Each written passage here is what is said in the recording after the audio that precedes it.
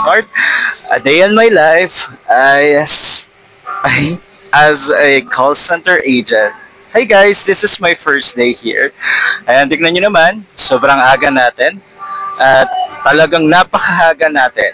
Haga, Kapampangan knows. Charla. So guys, ayan, super aga natin kaya mag-vlog muna tayo and ito yung araw ko. So guys, look at, 'di ba? Napakaraming bus here at napakaraming jeep talaga. Ayan, naghihintay lang ako ng shuttle and then aalis na rin ako. Ayan, samahan niyo pa ako, tara.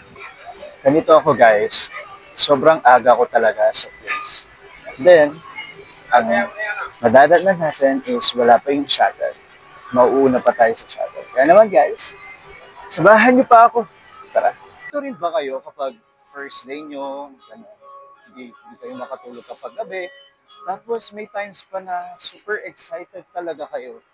At halong kaba talaga kapag first day sa work.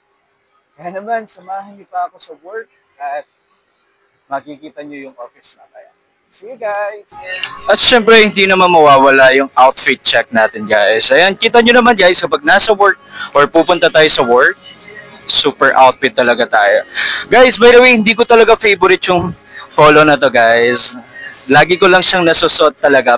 Pero, makikita nyo pa yung marami nating polo on the next video natin. By the way guys, I have shade and also hindi mawawala yung accessories natin with polo, ayan, slacks, and my favorite shoes and white socks.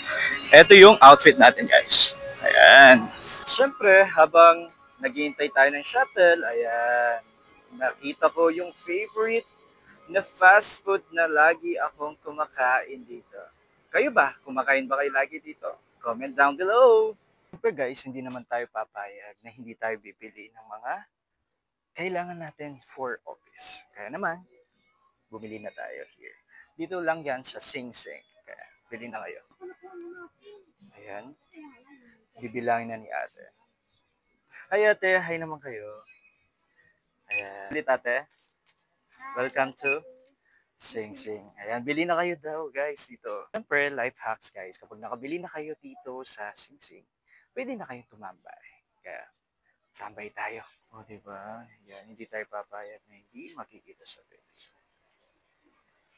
After a long years, guys, at least, nandito na yung sasakyan natin. Ayan na. Yung jeep, guys, ang sasakyan natin, papunta sa office. Guys, aakyat tayo, papunta dito.